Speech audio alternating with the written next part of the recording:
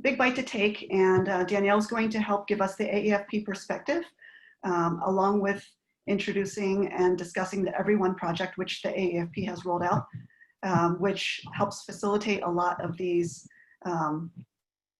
goals. So I'd like you all to be thinking about what you can be doing differently, and feel free to go ahead and respond in the chat box now or throughout the presentation. But please be thinking about that first and foremost. So next slide.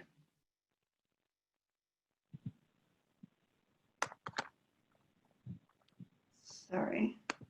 Okay, so with that, I'd like to go ahead and introduce Danielle Jones, the AAFP's Director of Diversity and Health Equity. And she's going to talk about family medicine, exploring issues of systemic racism and bias in healthcare. Danielle?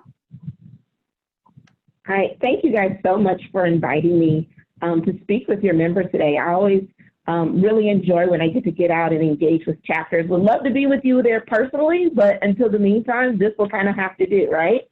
But I kind of want to reframe the title of this. So when I first put these slides together, I'm thinking we're exploring these issues around systemic racism and bias in healthcare, but really, as a specialty, I think family medicine is probably really leading on these issues.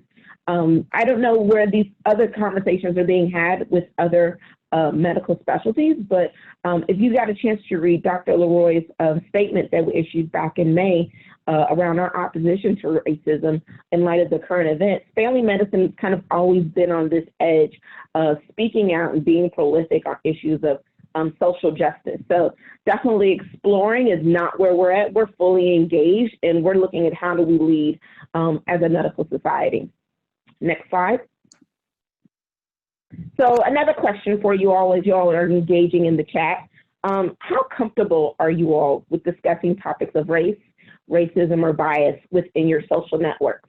So kind of as Dr. Wu said, if you're here today, this is probably something that is at the forefront of your consciousness in terms of how you can maybe deepen your engagement, or if you're brand new to this type of engagement in these conversations.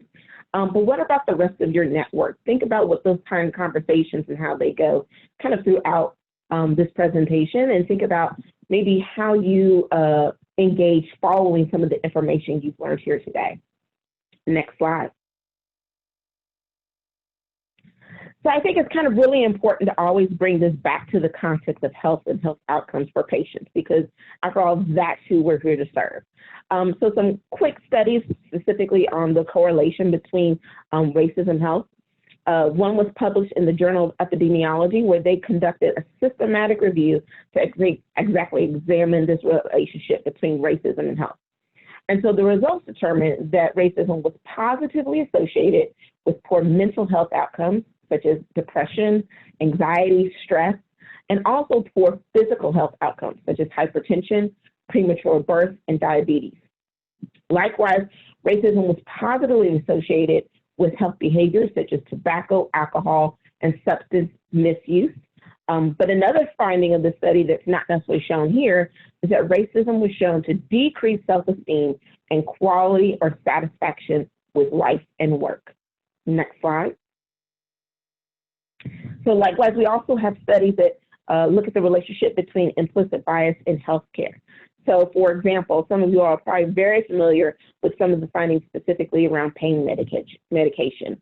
And a specific study involving a group of white medical students and residents, half actually had false beliefs about biological differences between Black people and white people, and as a result, viewed Black patients' pain levels as lower than white patients' pain levels and made less accurate treatment recommendations for Black patients. When we look at gender bias, and a study found that it was associated with differences in simulated clinical decisions about cardiac testing for hypothetical male and female patients who had similar likelihoods of obstructive coronary artery disease. When we look at prenatal care, there were studies showing that professionals contribute to racial disparities in access to and quality of prenatal care, specifically in the type of information that was shared during a prenatal care visit.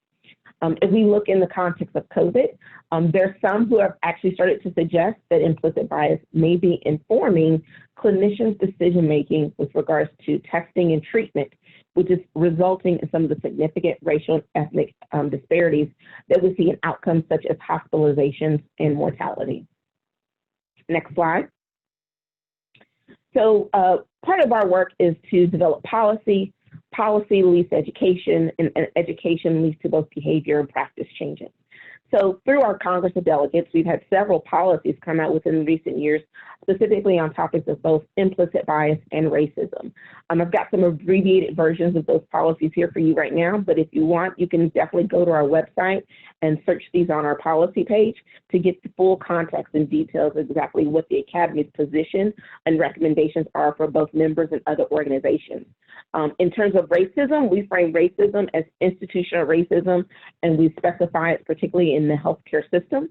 So we indicate that racism is the system of policies, practices, procedures that allocate goods and services based on race. It is embedded in the design of our healthcare system since the very beginning. And then there's some recommendations we provide for other organizations, such as adopting anti-racist policies, advocating for the individual conduct of its staff, conducting comprehensive critical self-examinations of how racism is operating in their systems, and then empowering the development of diverse leadership, both formally and informally, and then creating a plan. How are you going to long-term impact this in your organization? With implicit bias, we define it as the attitudes and stereotypes that affect understanding, actions, and decisions in an unconscious matter. And believe that our members and all family physicians should make conscious efforts to explore their own biases and then identify ways in which they can mitigate their effects on the communities they serve. And then we recommend education. And so in terms of that recommendation, we've provided several types of ways that both members can engage. And I'll kind of talk a little bit about one of those ways at the end of this presentation. So next slide. Again, if you get a chance and you have not already seen some of our previous town halls that we've done at the Academy, I definitely encourage you to go to these. They're still available. They're on demand. They're available for 1 CME credit each. The first one was the Public Health Crisis of Racism, where we actually invited some of our members and one of our chapters to talk with us specifically around how they were engaging in these topics in their local communities.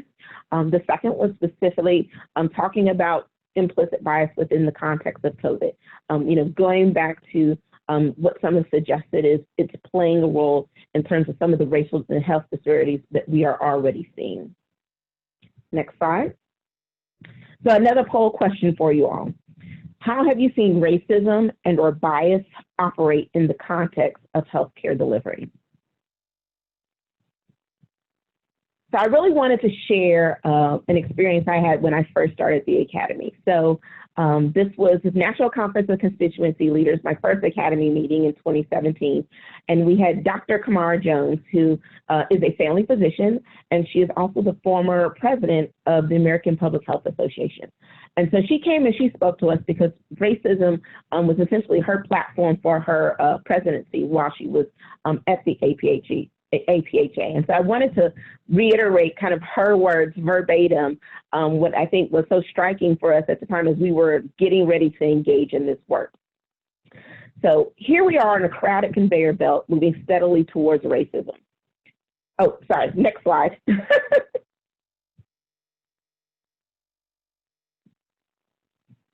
Here we are on a crowded conveyor belt moving steadily towards racism. Most folks around us do not even look up to understand or acknowledge where we are going. And when someone does look up and see racism, they might close their eyes, which is denial of racism, or turn and face the other way, which is colorblindness. Racism is most often passive and often shows up as inaction in the face of need. Next slide. But if we don't want to be part of racism, we have to turn around and walk in the opposite direction, at least as fast as the belt is moving. And what happens when we do that? We'll bump into people and they'll shout, "Hey, buddy, watch out. Where are you going?" Our first task is to name racism, to point out where the belt is headed and to ask, do you really want to go there? Some people will grumble and say, just get out of my way, but one or two others may turn and join us. Next slide.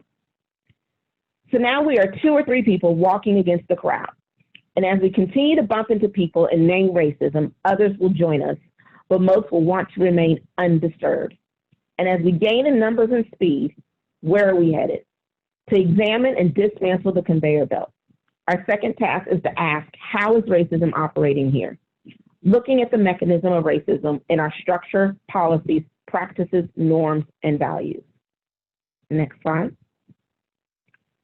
Finally, reaching the motor, we may say, I think it works better by this lever, and we yank on the lever and the conveyor belt stutters. However, it's a very smart system and reconfigures itself quickly. Our third task is to organize and strategize to act, coordinating with others who are attacking different parts of the motor. Working together, we can dismantle racism and put it in its place, a system where all people can know and can develop to their full potential. Next slide.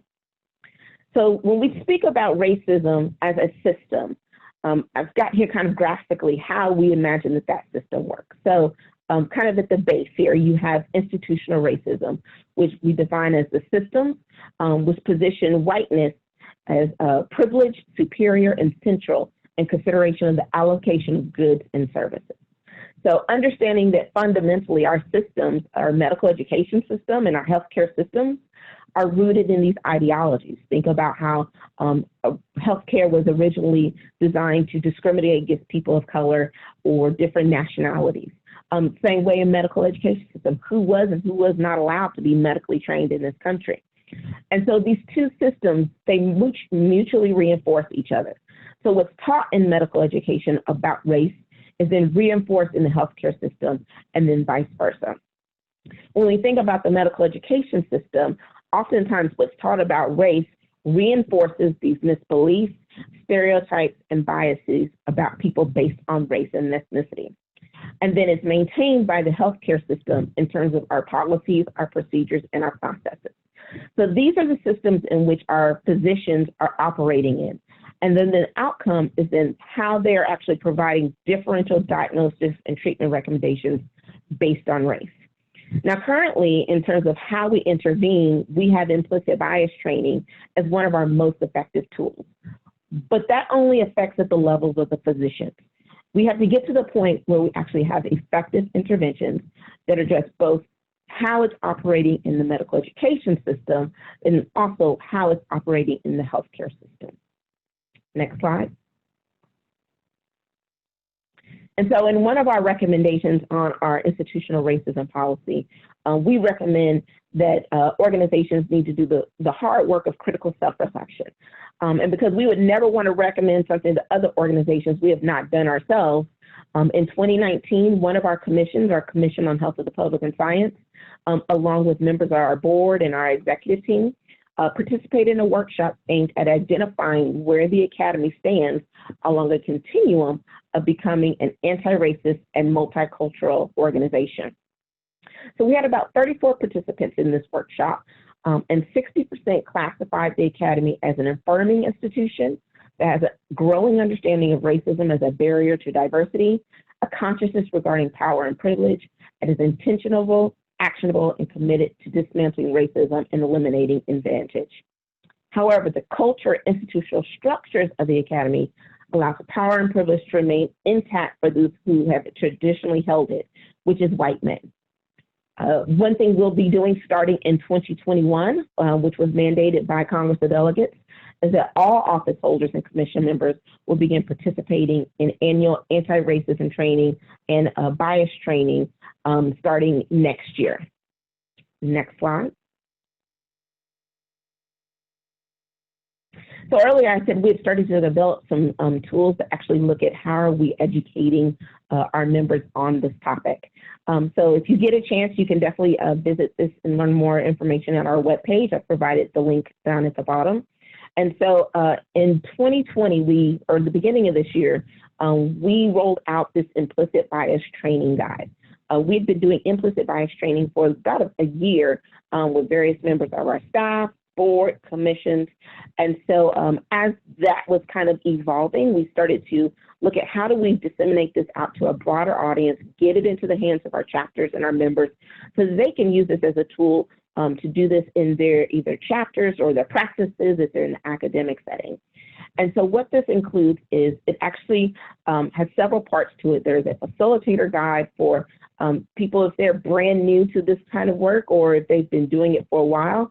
It walks you through step by step with a series of guided activities, videos, PowerPoints, and case studies to how to deliver an implicit bias training that's based on the best available knowledge we have directly from the medical literature. One of the things that we found is that oftentimes this is missing from medical education, either for students or residents or CME in a way that is standardized. And so this provides some formal framework for how to do that. It's also available for CME, which is a feature I think that's not normally found when we're talking about implicit bias training specifically for physicians, which I think broadens its appeal. If you have questions on it, feel free to reach out in terms of how do you access the materials.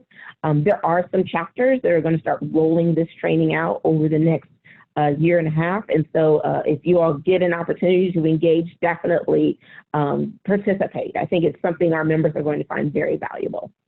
Next slide.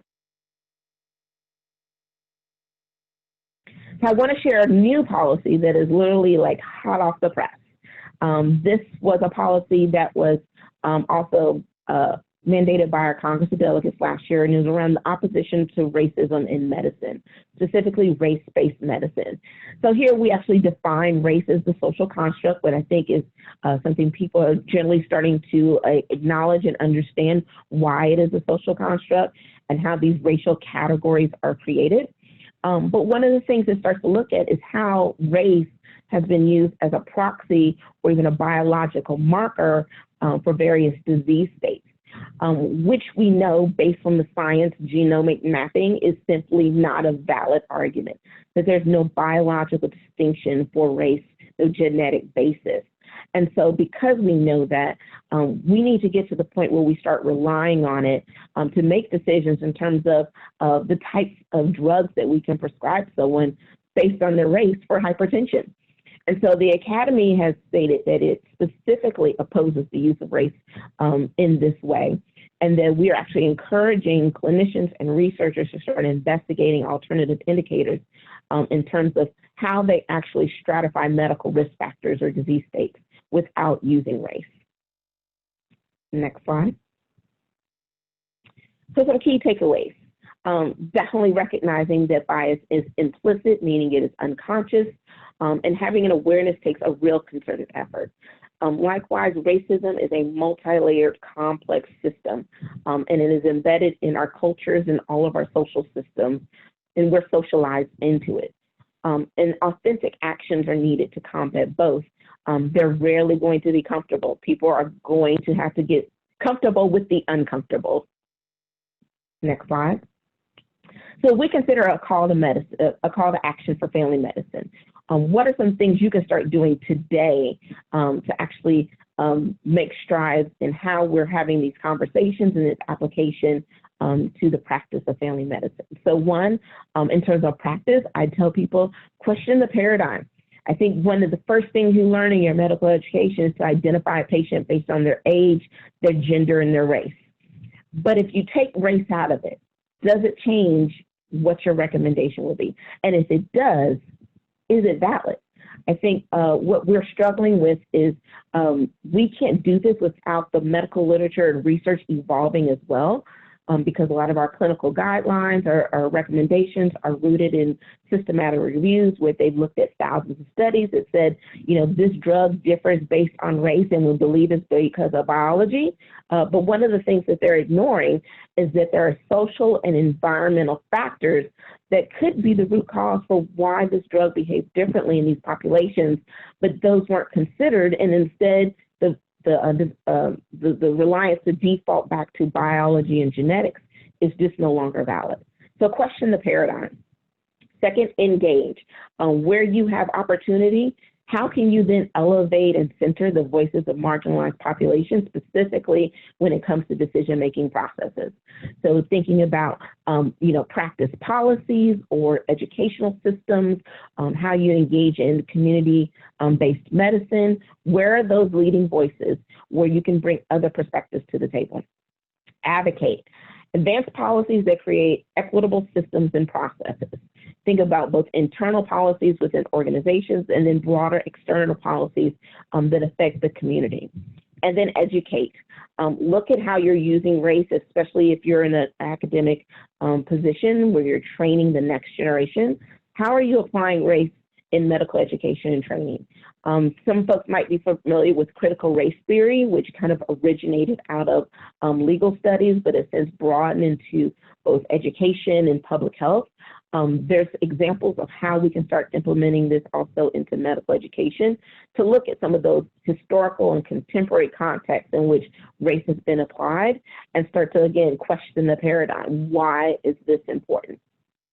And I think next slide. I think we're open to some Q&A, ladies. Great. Thank you so much, Danielle, for that presentation and that overview and on Academy activities as well as Academy policies. So I'd like to open it up for two-way conversation. If people feel more comfortable using the chat, that's fine. If you feel more comfortable or would be willing to unmute yourself and ask any questions, that would be great as well. And I think that, Russell, would you be willing to be the chat box monitor? Sure, I'd be happy to do that.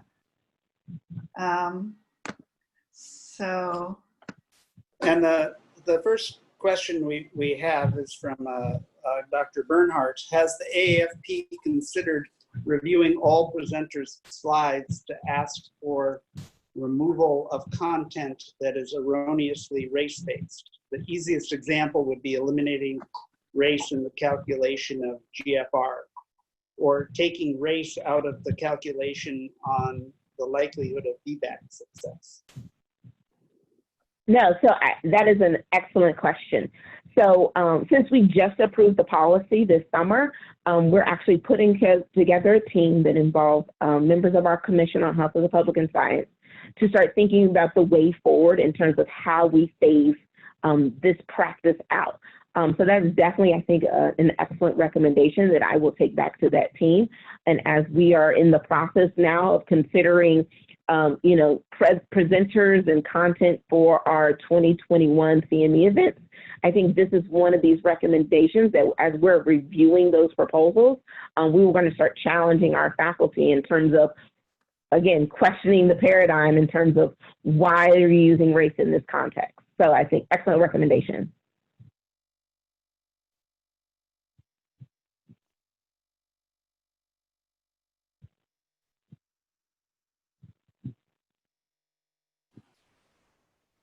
Looks like there's another question. Yep. Sorry, trying to unmute myself there. Dr. Way noted, I'm glad to hear that the AAFP is opposed to race-based medicine. How do we encourage other professional medical organizations to do the same, or better yet, could we consider advocating for legislative policy that would require elimination of these race-based calculators, clinical algorithms that may perpetuate inequality?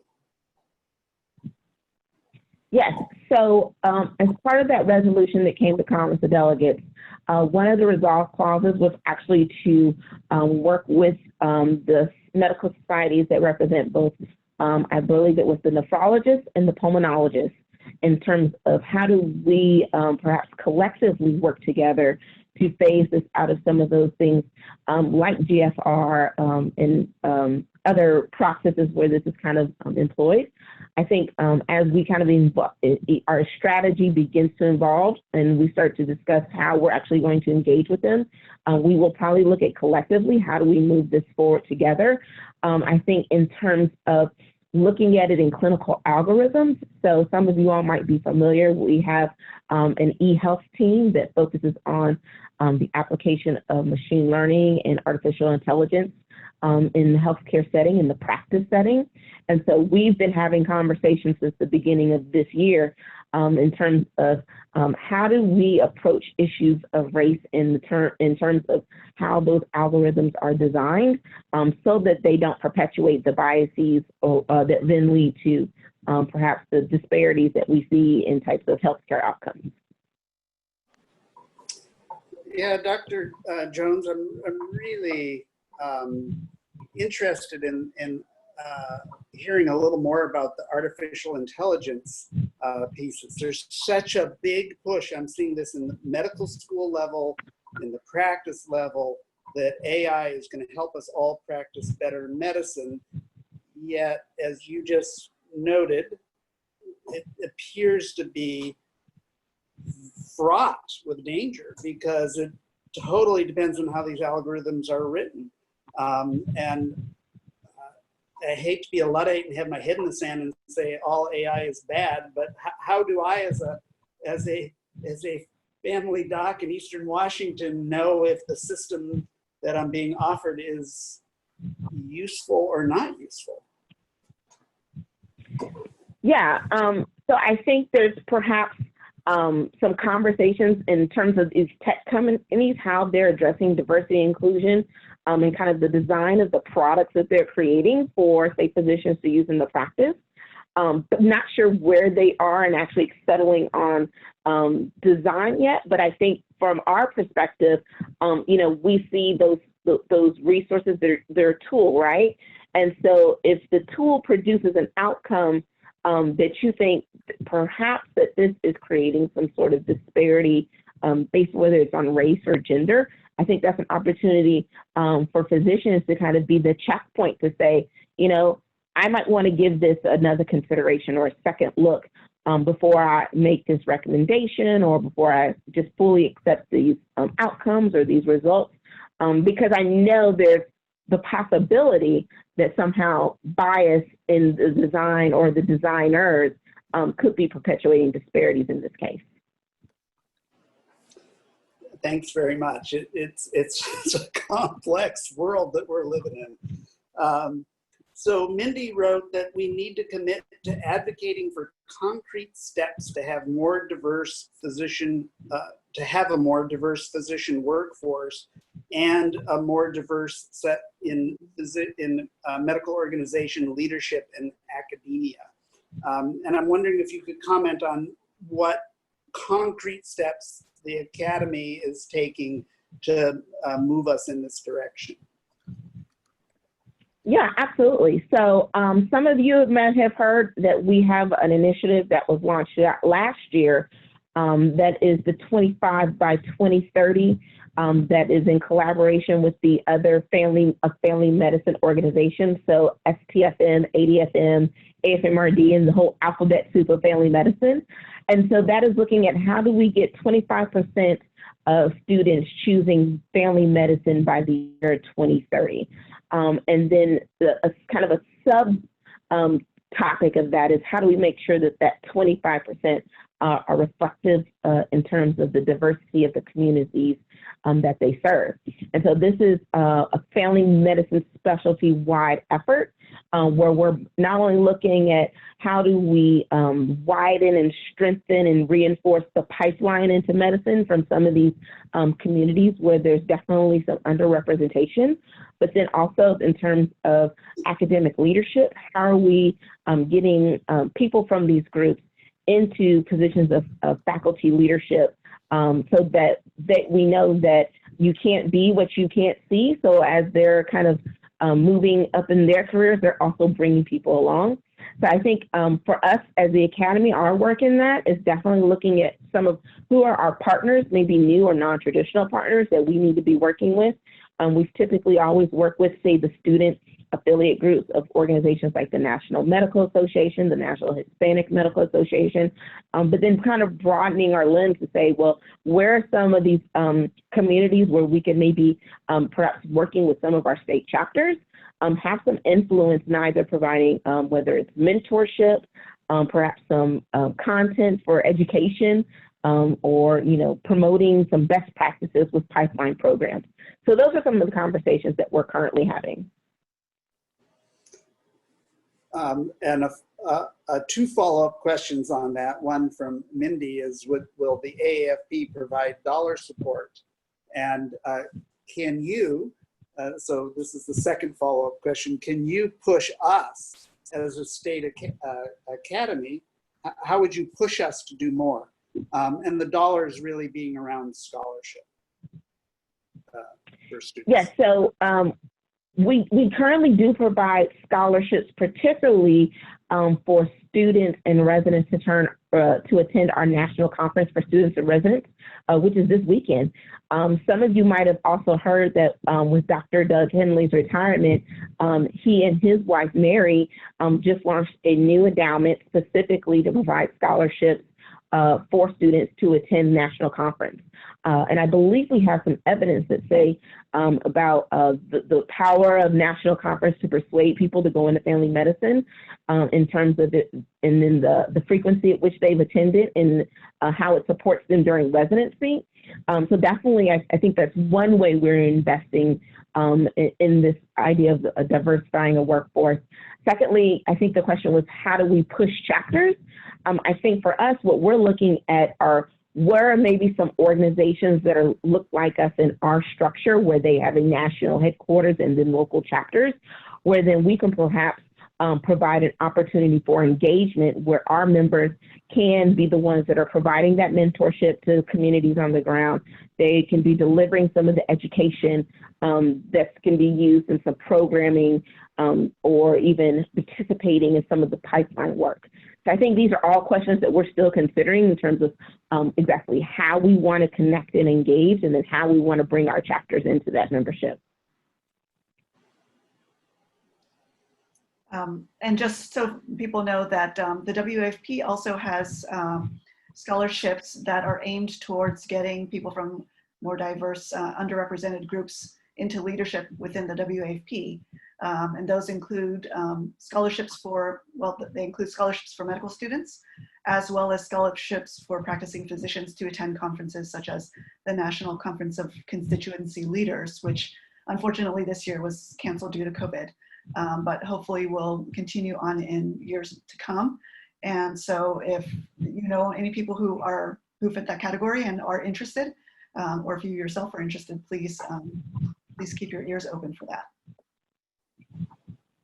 Great, thanks, Lillian. So one of the things that is repeatedly noted around attributing certain illnesses to ethnic groups has to do with it. It's a marker for zip code and access to healthcare. And so Dr. Y asks, what is the AAFP's stance on Medicare for all? Since racism and poverty are so intertwined, I don't think we can have equity without universal healthcare.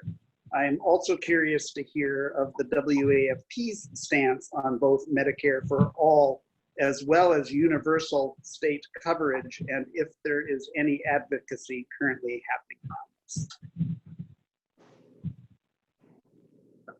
So I can kind of start in on that one, and then maybe I'll let someone from the chapter take the second part of that.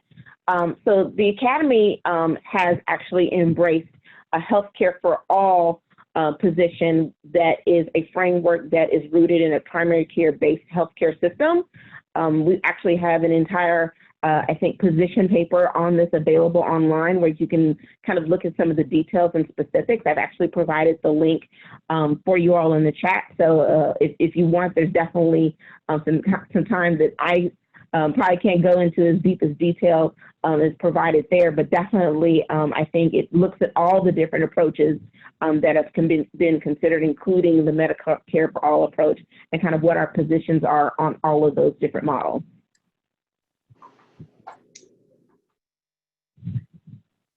And then I guess I'll just jump in and share that the WAFP feels aligned similarly to the AAFP. You know, getting to that point obviously requires a lot of changes, and we will continue to advocate for that. Right now, we're in support of Cascade Care or any other mechanisms that can get the most people coverage. While it is not everything right at this time. That's definitely a goal that we're striving towards. Right now, our biggest push is to advocate for increased primary care investment, to try to get services that we do that use the whole team in an integrated way, including behavioral health, and all of the things that we do well to get to be paid for so that everyone has access to family physician. Thanks, Lily. And I was going to tease Dr. Jones and ask her to answer on behalf of the state as well, because she's doing such a great job. So Andrew, the AAF, so I also serve as one of the AAFP, one of the Washington delegates to the AAFP, and they've been really pretty firm for a number of years on it, not a specific plan, but that fundamental floor that everybody has good access to coverage, and I think Lillian did a really nice job answering what's happening in the academy around this. It's really great to see both the regional, state, and national conversation coming around to. There are many things that healthcare access for all with a floor of coverage provides to truly improve the health of the population and the entire population. So Gerald asked about the striking impact of COVID-19 on Italians in Italy and in the US, and similar vulnerability of Iranians. And then with the high incidence of G6PD deficiency in both populations coming to light as a possible clue to their vulnerability. Is there, and then the incidence of G6PD deficiency in African Americans came to light. Is there anything to this clue to vulnerability? It would be obscured by purging racial or national categories of demographics. Thoughts? Okay, so what I'm hearing, I think I heard was, is there anything to still like capturing the race and ethnicity data? I think so. Another way I might rephrase the question is, it's clear in distinct populations, there are biologic differences. If we look at Ashkenazi Jews, if we look at folks from the Northern Hemisphere and cystic fibrosis, and if we look at the continent of Africa, some populations from different places in the continent that have more salt-sensitive hypertension compared to folks on the opposite coast. And so how do we approach healthcare? So Jerry, you can certainly respond if I'm doing a bad job of rephrasing your question. So how do we respond to healthcare and incorporate real population biologic differences that result in different outcomes from racially profiling populations? Right, so we do know that there are a lot of disease conditions that do have a genetic variation that results in certain outcomes that are kind of clustered in ways that definitely give them sort of either a geographic or kind of a racial, point of reference. But I think we have to be mindful that while we might see that occur more broadly in some of these racial groups or by these ethnic groups, that's not the only place that we're going to see these, right? There are instances where you have people who don't come from the sub-Saharan region of Africa that still have sickle cell. So I think one of the things we need to be just kind of mindful, and when we are looking at things for which we know there are distinct distinct genetic differences, that we don't just make either the assumption that this cannot occur, does not occur, and someone else simply because they don't fit a certain racial profile. Great, thank you.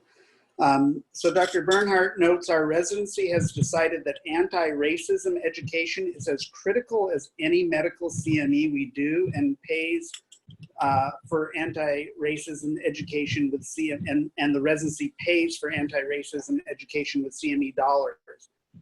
He'd like to see the WAFP offer scholarship for members to attend anti-racism education when their workplaces do not pay for that education. And I think I'll turf this question to Dr. Wu and Dr. Sparks. Give you a break for a glass of water here. Okay. It seems like, Jeremiah, that's not necessarily a question, but a request. And so I think that's a great suggestion. We definitely know that we need to do a better job educating, and that includes both active members as well as residents. There was at least one response on the pre-survey from someone who specifically said how important she felt that it was to be able to provide this type of education to her residents. And so that is noted, and we will try to help with that in the best way possible. You could even consider. And if I can add, yes, if I can add, if folks are not receiving that type of education in their residency training, definitely the next goal, I think, for us at the Academy is how do we make that education and training available either through CME or other similar formats, similar to the way we did this implicit bias training guide. And while it's even CME, that doesn't restrict residents or students from participating. Yeah, I was going to say that I think that it could even be like under some type of practice transformation. I mean, the knowledge would extend beyond our members. They could then pass it on to their clinic. So it doesn't even necessarily have to be within an environment where you're teaching the next generation of family docs. It could be an environment where you're trying to move your clinic and your clinic staff along. I think this would be a good opportunity to kind of have Danielle give a little bit more detail, if you would be able to, Danielle, about the Everyone Project. Would you just be able to give a more broad overview? And Lindsay, if you want to. Yeah, and I'll actually post the link to it in the chat. I think I just did. I hope. Oh, did you? Okay, perfect. So the Everyone Project is kind of how we branded this work that the Academy was doing to our external audiences and partners. And so when we started out in kind of 2017, 2018, really the focus was around social determinants of health because we were required to by our Congress of Delegates. And so we really focused on kind of seeing where our membership was on the social determinants of health. Were they screening? Were they making referrals? Were they partnering with community organizations to kind of fill that gap when it came to identifying folks who are at risk of, say, food insecurity or housing insecurity? And so it has since then evolved to then where the point we were having conversations about implicit bias. And then it evolved from that further into conversations like we're having today around systems of racism, race-based medicine. And we followed kind of this trajectory. We start with policy, and then policy leads to education that we try to formalize through CME. And then we look at how do we actually change behaviors that lead to practice changes. So when we did the social determinants of health back in 2017 and 2018, we created tools for physicians to screen for social risk in the practice setting, and then identify solutions through a tool called the Neighborhood Navigator. And so I think now one of the things we're considering is what are particularly the tools we can provide to our members around the topics of race, racism. I've seen a few studies where people are actually screening for racial trauma in the healthcare visit. But then the challenge for us is to think about, well, what do you do with that information as a family physician? And so I think as we kind of look internally at how we are going to look at phasing out things like race-based medicine and address racism in our healthcare systems, and what are those appropriate interventions, those are some of the things we can continue to have at the forefront in terms of what actually gets to practice change. Thanks very much, Dr. Jones. There's been a brief conversation in the chat here about how that we family physicians are devoted to patient-centered care, says Bill Phillips. And after we do the hard work of eliminating race-based assumptions, from medical diagnosis and treatment? How do we collect what might be useful information about patient background, culture, diet, behavior, and genetic background? And Dr. Wells responds, we can still ask about family histories, so there is not a sudden lack of know-how or data collection, particularly when we are not in a place where we can offer personalized genomics. So is this a place where artificial intelligence could help gather valuable information that we could then be sorted automatically for us? Yeah, so I think about, you know, is artificial intelligence at the point where it can distinguish, say, someone's ancestral background based on visual cues? So things like skin tone or facial structure, probably not that advanced right now, but I think it's maybe where we can have our patients and our community definitely choose to provide us with that information. So, you know, they self-identify or describe their family histories, and then we could look at a way in which AI can then essentially collate and sort that information in a way that is meaningful to the practice.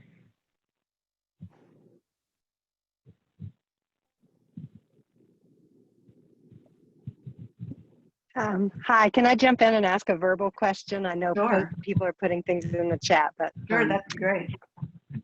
so it strikes me that there's that I see a lot of potential overlap with this work and with other work that I think we've done a lousy job of in healthcare more broadly, which is really deeply listening to our patients.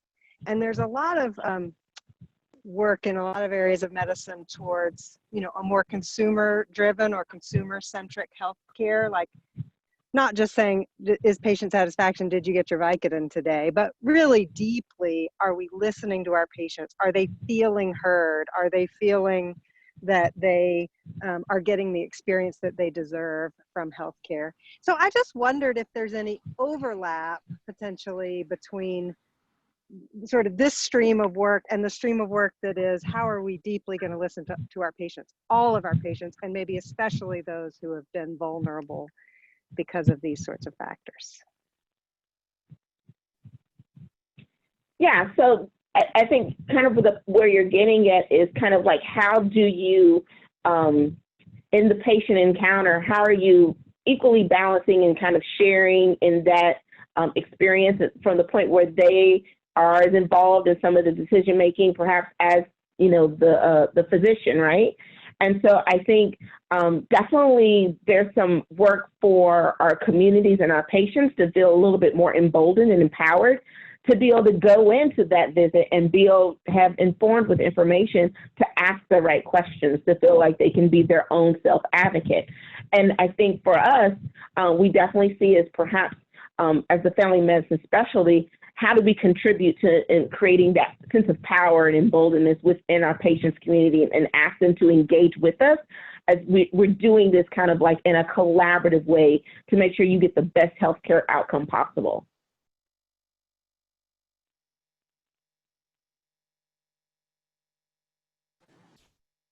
Thanks, Dr. Jones.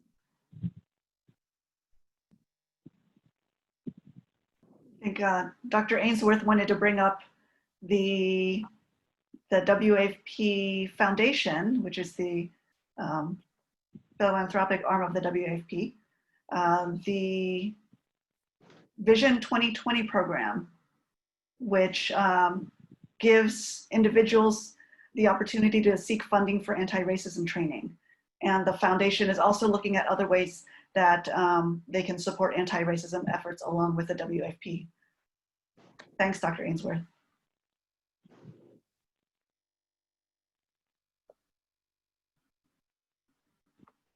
And then I think Dr. Way had another comment, another question about how we can best advocate for anti-racism education and advocacy skills to be a core competency for family medicine residencies.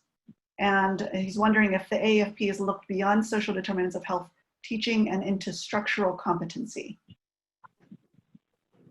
Yes, so I definitely think when we look at how do we standardize this work or this type of education and training into the continuum of becoming a physician, looking at what's taught in medical schools and what's taught in residency, we probably have a little bit more control over in terms of what gets taught in residency, that I think work that we can do in collaboration with some of our academic partners like AFMRD and ADFM, and looking at what are some of the standards and the guidelines and the ways in which we can kind of start to integrate that.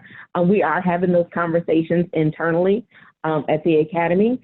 But then even when we look at, say, what are some of the standards with regards to the LCME, I think they even recently made some changes in terms of their language to specifically identify some topics around race that will probably start to evolve, especially more so as kind of the medical education in general is starting to evolve.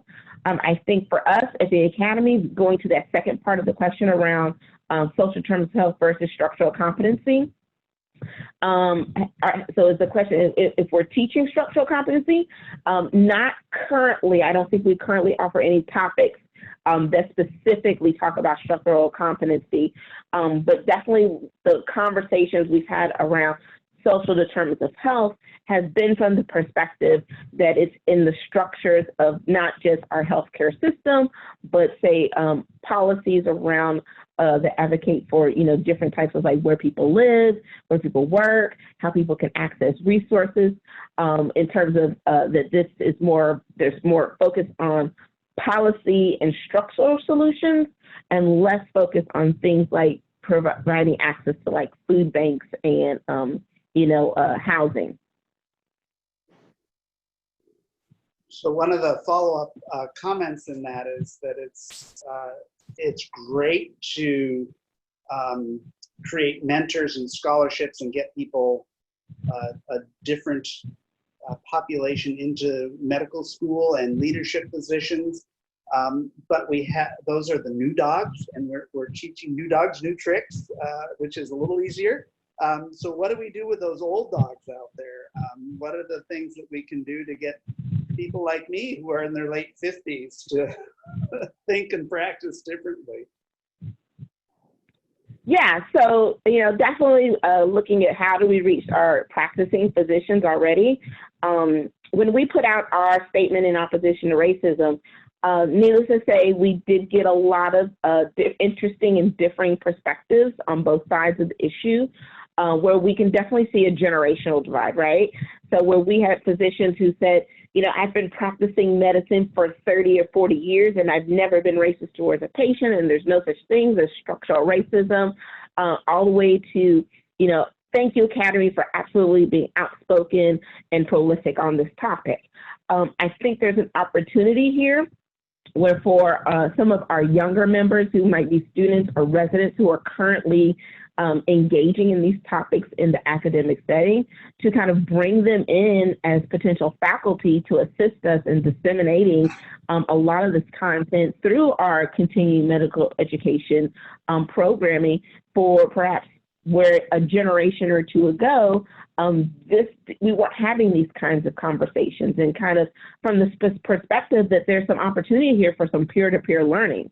I think that's definitely something we're looking to explore.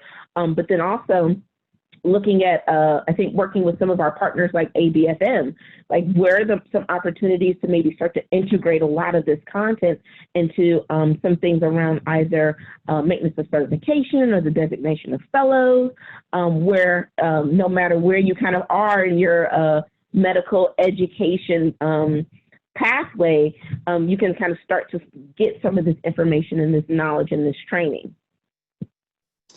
Yeah, no, I have the video off because I have a rather scattered background.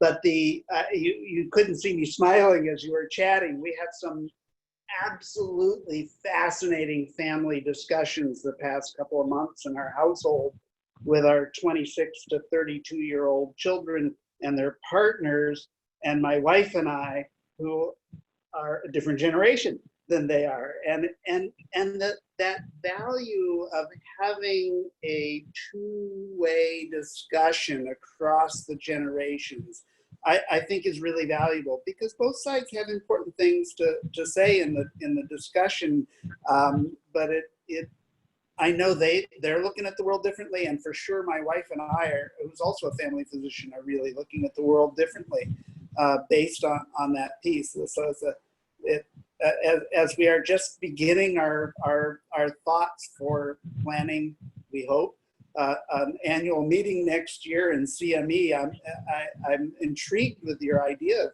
of using some of our medical students, residents, and young physicians to be to lead discussions with a different generation of physicians. So commonly the state has, or the feds have intervened in medical practice when they identify a gap with mandated CE. Now you're smiling.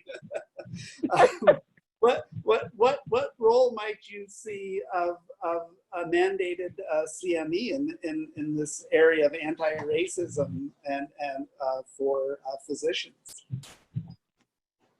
Yeah, so interesting, because I had this same conversation with a couple other states, namely like Illinois and California. So, you know, I think about the legislation that came through in the state of California that didn't put the mandate on physicians. It put the mandate on CME providers that I believe by 2022, they had to at least have available to offer CME on implicit bias. And then I saw that same type of resolution, maybe modified in a few forms, pop up in places like Texas or New Jersey and Illinois. And definitely, I think it's an interesting approach that, you know, I understand kind of where they're trying to go with it, but it still makes it optional, right? Just because a CME provider offers it doesn't necessarily mean someone needs to buy in and participate in it. So I definitely don't know that mandates are perhaps the best way to go. I think what we need to start doing is just integrating this across the board into all areas of medical education and training, so that even if you don't opt in to participate in, you know, the CME that's labeled implicit bias, if you're in a talk around diabetes, or if you're in a talk around cardiovascular disease, you're going to get information that, one, talks about the disparities that are either by race, gender, you know, language barriers. You're going to understand, well, what are the root causes for those disparities, and then you're going to understand how bias is playing a role, and then also how systemic, if it's systemic racism, how that's playing a role. So I think, and I think for us, that's kind of our approach. Definitely we'll continue to offer, you know, the trainings that are identified as implicit bias, but how do we integrate this throughout so that everyone is getting it? Yeah, and I think that gets back in some ways to the question that Jeremiah asked at the very start of how do we get rid of things like differential GFRs based on race, and looking at what is implicitly included in CME. So Jerry asks, is the effort to address racism and implicit bias recognizing the need to achieve health literacy? So from what we've been doing so far, not currently, but I would definitely be maybe interested in hearing some thoughts about maybe how we can integrate that into some of the work we plan to develop, specifically around like the race-based medicine policy.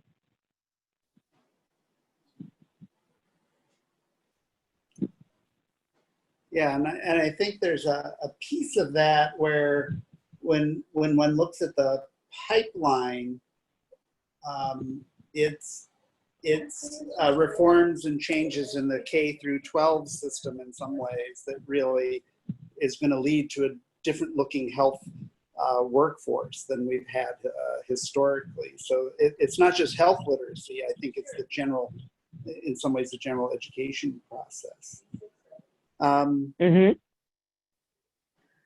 So I'd like to thank you so much, Danielle, for being here, for answering all the questions. I'd like to actually turn it back around to the members and again, ask the members and to think about what are you going to do differently within your lives, in your practices, in your communities to address racism and health equity, and how can the WAFP best support you? So if you are, if you have thoughts that you can share in the chat box, that'd be great. If you don't feel comfortable doing that, or if you don't have enough time right now, you can still go to the link where you had the invitation to this event and click on the pre-survey link, and then you can answer this and the other two questions. The second question is, do you think the WAFP is on the right track? And if not, what do you think the WAFP can do differently to combat racism and or address health equity? And then the third question is, do you have any suggestions for individuals or community groups that you think would be useful to collaborate with on anti-racism work, and just a brief explanation of why? I want to thank those who did already respond to the survey. We've already reviewed your information and we'll sit down with it a little bit more to do some more planning, but this is what the board is going to use next month in our meeting. So I encourage everybody to please go ahead and take a few minutes and reflect on these questions and how you think that the WFP can support you and what we should be doing. I want to thank everybody who's already made such great suggestions, everything from member education, resident education, legislative advocacy, looking to change, looking to educate just not within specific modules, but to integrate everything throughout all of medicine. So thank you so much for those suggestions. Oh, Lindsay, I think, sent out the link. Oh, that's cool. The SurveyMonkey link. And thank you, Danielle, for your contact information. Does anybody else have any other thoughts or comments that they'd like to make before we wrap up? Yeah, I'll just give a few minutes so that people can enter things in the chat box. We will save everything in the chat box and review that. So leaving your feedback there is just as good as doing it on the survey if you'd like to. And Dr. Bernhardt noted, I'd like to see anti-racism workshops for the board of directors and committee members. Yeah, I think doing the self-assessment of the organization would be also a very important next step, similar to what the AAFP did.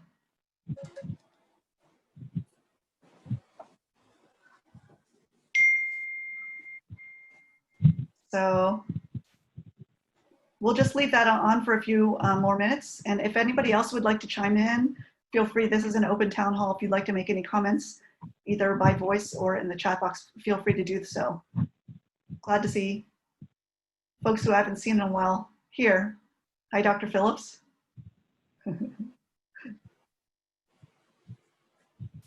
Some of my colleagues from Health Point, hello.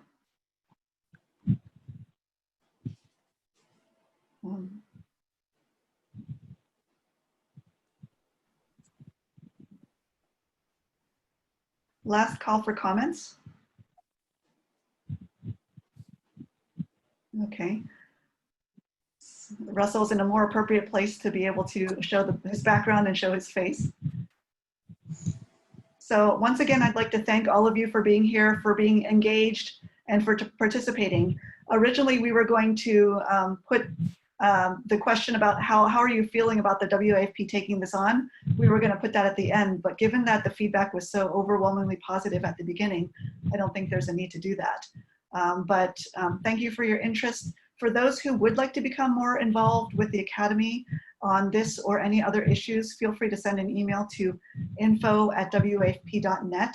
We'd love to get you engaged and have plenty of opportunities, especially as we move into the next season, the next year. We are going to be having a strategic planning meeting, which will be in September, and that follows our board meeting. And that will help us develop our strategic plan for the next 2 to 3 years. So it's a very important session, and we'd love to have your input and your feedback. So please feel free to do so. And again, thank you so much. Thank you to the WFP staff. And thank you so much, Danielle, for being here and for giving us information about the activities of the AAFP and for your insight and your knowledge.